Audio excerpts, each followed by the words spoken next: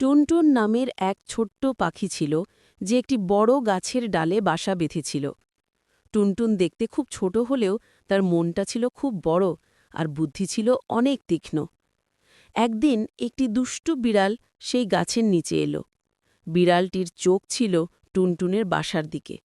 সে মনে মনে ভাবল, এই ছোট্ট পাখিটাকে ধরে খাব। বিড়ালটি গাছের ডালে ওঠার চেষ্টা করতে লাগল। টুনটুন বিড়ালের দুষ্টুমি বুঝতে পারল।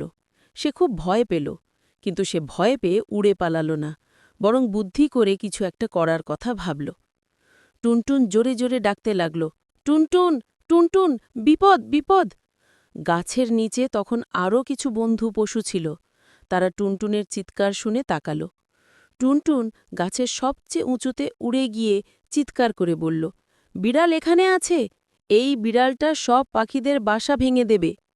টুনটুনের কথা শুনে অন্য পাখিরাও তার সঙ্গে গলা মেলাল। তারা একসঙ্গে কিচিরমিচির করতে লাগল। তাদের চিৎকার শুনে গাছের অন্যান্য প্রাণীরাও নড়ে চড়ে বসল।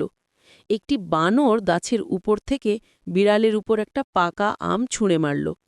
বিড়ালটি আম খেয়ে ঘাবড়ে গেল। তার মাথা থেকে টুনটুনকে ধরার চিন্তা চলে গেল। সে বুঝতে পারল যে টুনটুনকে একা পাওয়া সহজ নয়, সবাই তার বিরুদ্ধে। তাই সে লেজ গুটিয়ে সেখান থেকে পালিয়ে গেল। টুনটুন তার বুদ্ধি দিয়ে বিপদ থেকে নিজেকে এবং তার বন্ধুদের বাঁচিয়েছিল। সেই দিন থেকে টুনটুন শুধু তার পরিবারের কাছে নয়, বনের সব পশু পাখির কাছেও একজন বীর হয়ে উঠল। সবাই বুঝল যে বুদ্ধি থাকলে ছোট হয়েও অনেক বড় বিপদ থেকে বাঁচা